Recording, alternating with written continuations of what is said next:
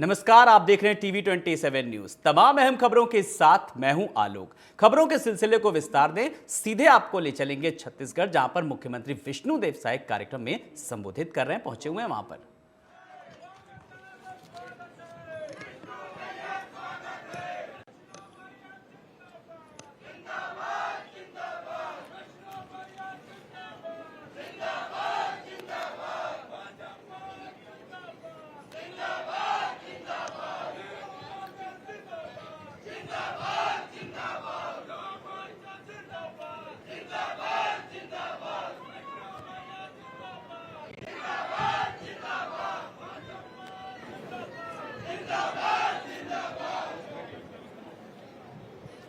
बोलिए भारत माता की। ये मजा नहीं आतेगा इतना बड़ा संख्या में। वो पीछे तरफ तो कोई आवाज करत नहीं है। बोलिए भारत माता की, भारत माता की, छत्तीसगढ़ महतारी की, छत्तीसगढ़ महतारी की। नरेंद्र मोदी जिंदाबाद, नरेंद्र मोदी जिंदाबाद। आज मानपुर मोहल्ला अंबागढ़ चौकी जिला के जिला मुख्यालय मोहल्ला में विकसित तो विष्णुदेव साय कार्यक्रम को संबोधित कर रहे हैं और साफ तौर पर जिस तरीके से जो छत्तीसगढ़ है, जो छत्तीसगढ़िया कहा जाता है, सबसे हमारे बीच में मंच में विराजमान इस क्षेत्र के लोकप्रिय सांसद और फिर से लोकसभा के प्रत्याशी, जो लंबे समय तक संगठन के काम भी करीन और प्रखर वक्ता भी हैं, जमनकर अभी ओजस्वी भाषण आप सब मन सुना, ऐसे श्री संतोष पांडे जी। मंच में विराजमान श्री अभिषेक सिंह जी, पूर्व सांसद, श्री मधुसूदन यादव जी, पूर्व लोकसभा सांसद, पूर्व महापौर श्री कोमल जंघेल जी, ये जिला के प्रभारी श्री दिनेश गांधी जी, जिला सह संयोजक लोकसभा क्षेत्र श्री संजीव शाह जी, पूर्व संसदीय सचिव श्रीमती गीता घासी साहू जी, जिला पंचायत के अध्यक्ष महोदया मदनलाल साहू जी, जिलाध्यक्ष हमारे मोहल्ला मानपुर जिला के श्री दिलीप वर्मा जी, जिला महामंत्री नम्रता सिंह जी, जिला महामंत्री खोरबहरा राम यादव जी, उपाध्यक्ष, हाँ हमारे क्षेत्र के विधायक जी भी हैं, इंद्र शाह मंडावी जी,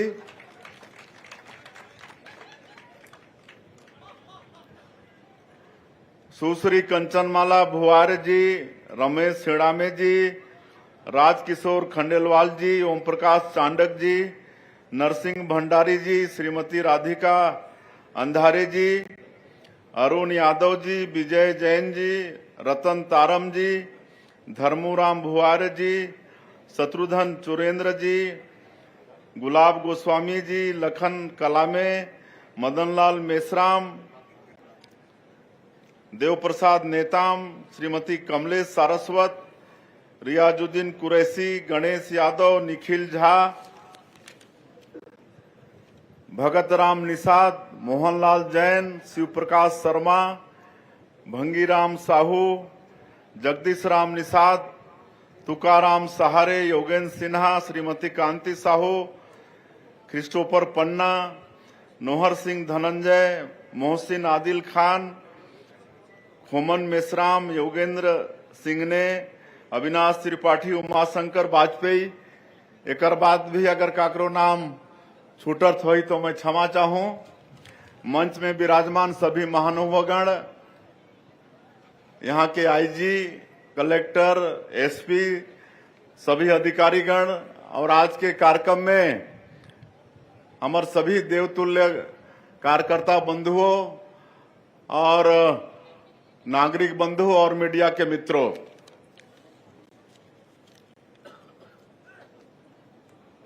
मैं मुख्यमंत्री के दायित्व संभालने के बाद पहली बार आप मन के बीच में आए हों।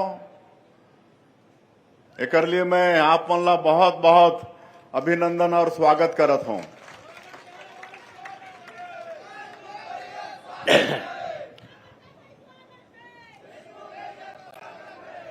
और आप मन बड़े आत्मीयता के साथ में हमार स्वागत करे हो, ओकर लिए आप सब मन के बहुत बहुत आभार, आप सबके बहुत बहुत धन्यवाद। और आप मन हमारे देश के यशस्वी प्रधानमंत्री मोदी की गारंटी में विश्वास करके पिछले विधानसभा में भारतीय जनता पार्टी ला ऐतिहासिक विजय दिलाए हो। 54 सीट और 46% से ज्यादा वोट, एक लिए भी आप मन ला बहुत बहुत बधाई, धन्यवाद। कल हमार ये छत्तीसगढ़ सरकार के 3 महीना पूरा हुई से 13 दिसंबर 2023 के हमन शपथ ले रहे हैं। कल 13 मार्च 2024 के 3 महीना पूरा हुई से, तो एक लिए भी आप सबला बहुत बहुत बधाई, धन्यवाद। और जैसा मैं कहत रहे कि मोदी की गारंटी में आप मन विश्वास करके भारतीय जनता पार्टी के सरकार बनाए हो, तो अभी ये सरकार के मात्र 3 महीना हुई से 90 दिन, और ये 90 दिन में ही बहुत बड़े बड़े काम हमन छत्तीसगढ़ में करे हन। एक तो आज यहाँ 46 करोड़ 83 लाख रुपया के विकास काम के भूमि पूजन और शिलान्यास करे हन। एक लिए पूरे जिलावासी के बहुत बहुत धन्यवाद और बधाई। आप मन ला ये मालूम है कि चुनाव प्रचार के दौरान हमारे यशस्वी प्रधानमंत्री कहे रहीन कि कांग्रेस के 5 साल के सरकार में जो गरीब मन के प्रधानमंत्री आवास नहीं बने रहीस अपन। और अब रुक कुछ और खबरों की ओर। चुनाव आयोग के 2 नए चुनाव आयुक्तों के नाम फिलहाल फाइनल हो गए हैं। प्रधानमंत्री की अध्यक्षता वाले पैनल की गुरुवार को एक बैठक हुई। इसके बाद नेता विपक्ष अधीर रंजन ने मीडिया से बात की। उन्होंने कहा पूर्व आईएएस अफसर ज्ञानेश कुमार और सुखबीर संधू के नाम पर फिलहाल मोहर लगी है। तो सुखबीर उत्तराखंड के चीफ सेक्रेटरी और एनएचएआई के चेयरमैन भी रह चुके हैं।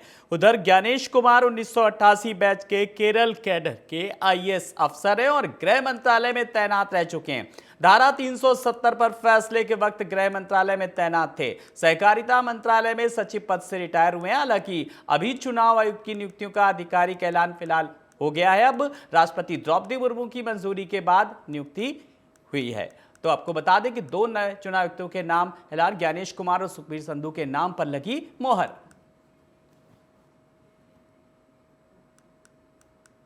तो एक बड़ी जिम्मेदारी संभाल चुके हैं।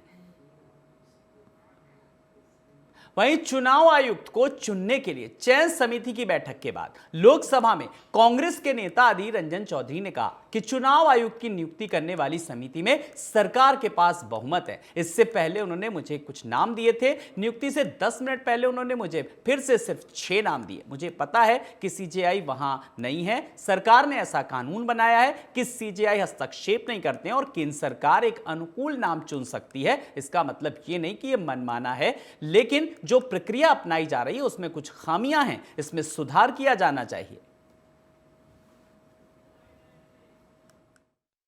प्रधानमंत्री अमित शाह जी, मैं और जो search committee law minister Arjun Meghwal की अगुवाई में हुई थी।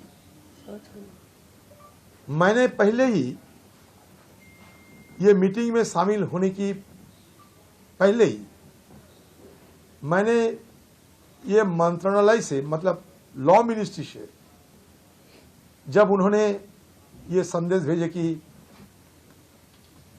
चयन की मीटिंग होगी, सिलेक्शन कमेटी की मीटिंग होगी, तो मैंने पहले ही एक शॉर्ट लिस्ट मंगा था। मतलब एक शॉर्ट लिस्ट, मतलब छोटा सा सूची हमें सौंपा जाए, क्योंकि ये चयन की पहले शॉर्ट लिस्ट बनते हैं। मान लीजिए 5-6 व्यक्ति की शॉर्ट लिस्ट बनती है, छोटे सूची बनती। और इस मामले में सीधे जानकारी के लिए बात करेंगे अपनी संवाददाता, अपनी सहयोगी आयुषी मिश्रा के पास। आयुषी, नए चुनाव आयुक्त को लेकर के लगातार कई नाम सामने आए, मंथन हुआ और आखिरकार अब 2 नाम फाइनल आ चुके, सामने मोहर लग चुकी है। जी बिल्कुल, देश को 2 नए चुनाव आयुक्त मिले हैं और ज्ञानेश कुमार और सुखबीर संधू दोनों 1988 बैच के आईएएस अधिकारी रह चुके हैं। और आपको बता दें कि हालांकि इन दोनों का जो करियर रहा है अभी तक का, कई ऐसी जिम्मेदारियां, महत्वपूर्ण जिम्मेदारियां दोनों ने निभाई है, लेकिन चुनाव आयुक्त बनने के बाद कांग्रेस नेता अधीर रंजन चौधरी ने इस नियुक्ति को लेकर सवाल खड़े किए हैं।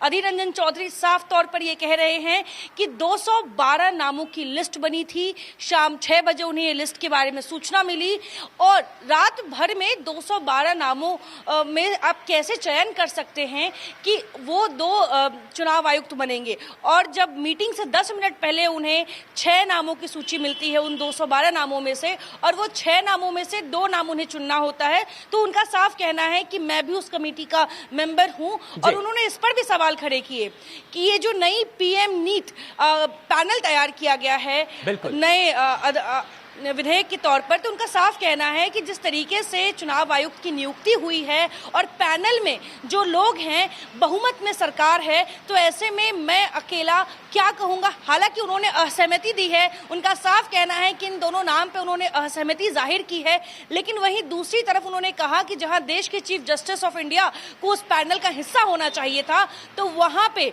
प्रधानमंत्री, गृह मंत्री और कानून बिल्कुल, यानी कि चयन प्रक्रिया पर कहीं ना कहीं सवाल उठाए हैं। आयुषी, आप हमारे साथ बनी रहिएगा, हम आपसे एक और भी खबर पर अपडेट चाहेंगे। अपने दर्शकों को बता दें, आयुष हमारे साथ लगातार बनी हुई है। अगली खबर की ओर रुख करेंगे। वन नेशन वन इलेक्शन पर कोविड कमेटी की बात करें तो राष्ट्रपति को फिलहाल रिपोर्ट सौंप दी है। आपको बता दें कि भारत के पूर्व राष्ट्रपति रामनाथ कोविंद की अध्यक्षता में एक देश एक चुनाव पर उच्च स्तरीय समिति ने राष्ट्रपति भवन में भारत की राष्ट्रपति द्रौपदी मुर्मू से मुलाकात कर अपनी रिपोर्ट सौंपी। 2 सितंबर 2023 को इस कमेटी के गठन के बाद एक्सपर्ट के साथ चर्चा और 191 दिनों की रिसर्च के बाद यह रिपोर्ट सौंपी गई है।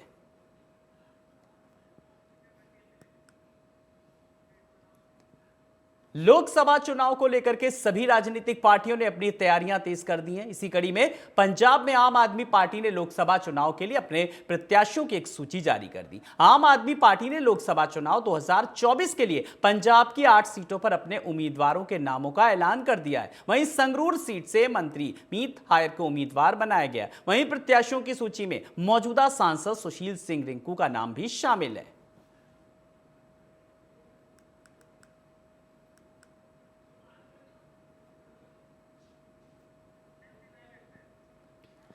और एक बार फिर रुख करेंगे आयुषी के पास। आयुषी, जिस तरीके से आपको लेकर के लगातार मंथन जा रहा था और अब फिलहाल नाम सामने आ चुके हैं, तमाम अटकलों पर विराम लग गया। आयुषी, बिल्कुल आलोक, 11 मार्च को ही आम आदमी पार्टी ने पंजाब में अपना चुनावी कैंपेन लॉन्च किया। उसके बाद चुनावी गलियारों में ये खबरें बन रही थी कि आखिर कौन कौन वो चेहरे होंगे जिस पर आम आदमी पार्टी वो दाव खेलेगी और पंजाब में 13 के 13 लोकसभा सीट जीतने का दावा जो भगवत मान सरकार कर रही है वो निभा पाएंगे। लेकिन ऐसे में आपको बता दें कि 13 लोकसभा सीटों में से 8 सीटों पर उम्मीदवारों का ऐलान कर दिया गया है। और जो चौंकाने वाली चीज ये है कि 8 उम्मीदवारों में से 5 उम्मीदवार मंत्री हैं, यानी कि पंजाब सरकार ने अपने मंत्रियों पर ही दांव चला है। और साफ तौर पे आपको बता दें कि कहीं ना कहीं आम आदमी पार्टी की रणनीति भी है कि वही मंत्री हैं जो अपने कार्यकाल में जमीन पर उतर कर काम करते हैं। अगर ये चुनाव में उतरते हैं तो उनके पास गिनवाने के लिए अपने काम बहुत सारे होंगे, और अगर ये जीतते हैं तो भविष्य में जो भी लोकसभा पहुंचेंगे उनके सांसद, वो बेहतर तरीके से जमीन की हकीकत बता पाएंगे लोकसभा में। लेकिन वहीं दूसरी तरफ जो 8 उम्मीदवार हैं उसमें से एक रिंकू सिंह हैं, जो कि आम आदमी पार्टी के इकलौते लोकसभा सांसद रह चुके हैं। उन्हें फिर से टिकट दिया गया है, और बाकी जो 7 सदस्य हैं उनमें 5 पंजाब सरकार के मंत्री हैं। उन 5 मंत्रियों पर आम आदमी पार्टी ने दांव खेला है। आपको बता दें कि जिन मंत्रियों को टिकट मिला है, पहले उनका मैं नाम बता दूं। अमृतसर से कुलदीप सिंह धालीवाल हैं, खंडूर साहिब से लालजीत सिंह भुलर हैं, संगरूर से गुरमीत सिंह मीत हैं, और आपको बता दें मीत हायर और पटियाला से डॉक्टर बलबीर सिंह शामिल हैं। ये वो चेहरे हैं पंजाब में जिन पर आम आदमी पार्टी दांव खेल रही है, और ये वो मजबूत चेहरे हैं जो भगवत मान के काफी करीबी बताए जाते हैं। और इसमें आपको बता दें कि गुरमीत सिंह जो हैं वो काफी ज्यादा क्लोज, या यूं कह ले बहुत घनिष्ठ मित्रता है उनकी भगवत मान से, और वो एक जमीन पर भी एक मजबूत नेता के तौर पर नजर आते हैं। तो ऐसे में आम आदमी पार्टी ने ये 8 उम्मीदवारों का जो नाम है वो जारी किया है, और अब कुल 13 में से जो बाकी सीटें हैं उनको लेकर भी कुछ ही दिनों में आम आदमी पार्टी लिस्ट जारी करेगी। लेकिन साफ तौर पे आम आदमी पार्टी अपने इस लिस्ट से ये जरूर लग रहा है कि आम आदमी पार्टी पूरी तरीके से तैयार है लोकसभा चुनाव के लिए। बिल्कुल साफ तौर पर समझा जा सकता है। बहुत बहुत शुक्रिया आयुषी इस तमाम सारी जानकारी के लिए। अगली खबर की ओर रुख करेंगे। सीए पर केंद्रीय गृह मंत्री अमित शाह के एक इंटरव्यू पर आपकी राष्ट्रीय प्रवक्ता प्रियंका कक्कड़ का एक बड़ा बयान सामने आया। प्रियंका कक्कड़ ने कहा कि पाकिस्तान, अफगानिस्तान और बांग्लादेश से लोगों को वापस लाया जाएगा और यहां बसाया जाएगा। इससे दंगे होंगे, इन सब के कारण अपराध दर में वृद्धि होगी। क्या हमारी सारी समस्याएं खत्म हो गई हैं? क्या महंगाई या गरीबी खत्म हो गई है, या बेरोजगारी खत्म हो गई है? लगभग 11 लाख पूंजीपति देश छोड़ करके चले गए। पीएम नरेंद्र मोदी को उन्हें वापस लाना चाहिए। जहां तक सीए का सवाल है, ये पाकिस्तान, अफगानिस्तान और बांग्लादेश से लोगों को लाकर बसाया जाएगा हमारे देश में। उनको कहां बसाया जाएगा? आप खुद ही सोचिए कि आपके घर के आगे अगर एक झुग्गी लगाएं और उसमें एक पाकिस्तानी हो, तो क्या आपके घर की बेटी, आपकी बेटी, आप सुरक्षित फील करेंगे? भाजपा लेती है गारंटी लॉ एंड ऑर्डर की। भाजपा, यहाँ पे दंगे होंगे, यहाँ पे सौहार्द बिगड़ेगा, यहाँ पर चोरियां डकैतियां बढ़ेंगी। क्या ये कराना चाहती है भाजपा? सीए पर केंद्रीय गृह मंत्री अमित शाह की प्रतिक्रिया के मामले में दिल्ली के सीएम अरविंद केजरीवाल ने कहा कि गृह मंत्री ने अपने बयान में मेरे किसी भी सवाल का जवाब नहीं दिया, लेकिन उन्होंने कहा कि केजरीवाल भ्रष्ट हैं। उनसे पूछिए कि जब हम अपने ही लोगों को रोजगार देने में सक्षम नहीं हैं, तो पाकिस्तान से आए शरणार्थियों को रोजगार और आवास कैसे देंगे? और भी केजरीवाल ने क्या कुछ कहा, सुनाते हैं आपको। उनका बयान सुना माननीय गृह मंत्री जी का। अपने पूरे बयान में जो प्रश्न मैंने कल उठाए थे, उसका किसी भी एक भी प्रश्न का उन्होंने जवाब नहीं दिया। उन्होंने केवल मुझे गाली गलौज किया है, केजरीवाल भ्रष्ट है, केजरीवाल ये है, केजरीवाल ऐसा है, केजरीवाल वैसा है। मुझे छोड़ दीजिए, मैं इंपॉर्टेंट नहीं हूं, देश इंपॉर्टेंट है। देश के 140 करोड़ लोग इंपॉर्टेंट हैं, उनकी बात करते हैं। मैं आपसे पूछना चाहता हूं कि आज हम पूरा देश मिलके, सारी सरकारें मिलके अपने देश के बच्चों को रोजगार देने में असमर्थ हैं। जो इतनी भारी संख्या में बाहर से आप पाकिस्तान, बांग्लादेश के लोगों को हमारे देश में लाके बसाना चाहते हो, उनको नौकरियां कहां से दोगे? उनके लिए नौकरियां कहां से आएंगी? पहले अपने बच्चों के लिए तो नौकरी का इंतजाम कर लो। ये मेरा कल मूल प्रश्न था। उनके लिए घर कहां से आएंगे जो आप इतनी बड़ी संख्या में पाकिस्तान से, बांग्लादेश से लोगों को लाके अपने देश में बसाना चाहते हो, माइग्रेशन करवाना चाहते हो? वो उनके लिए घर, उनके लिए नौकरियां।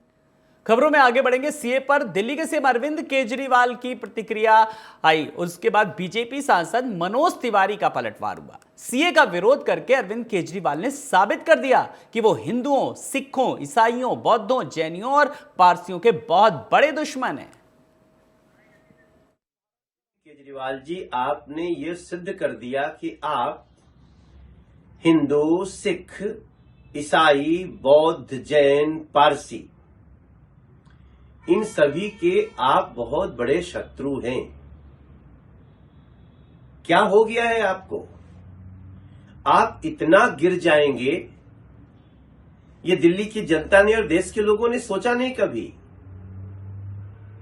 CAA के बारे में आप मुख्यमंत्री होते हुए फेक न्यूज फैला रहे हैं। बीजेपी ने 2024 लोकसभा चुनावों के लिए अपने प्रत्याशियों की पहली सूची जारी कर दी है। बीजेपी की पहली सूची में सिर्फ 4 वर्तमान सांसदों के टिकट काटे गए। टिकट कटने के बाद सांसद गोपाल शेट्टी ने महाराष्ट्र के उप मुख्यमंत्री देवेंद्र फडणवीस से मुलाकात की।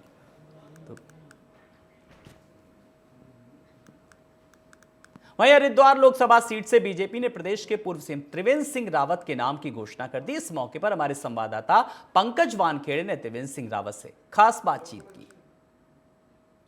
सर, मैं अकेले रह गया हूं। इस वक्त हमारे साथ बात करने के लिए त्रिवेंद्र सिंह रावत जी है। सर, कितनी बड़ी चुनौती होगी, हरिद्वार से प्रत्याशी बनाया गया भारतीय जनता पार्टी ने आपको?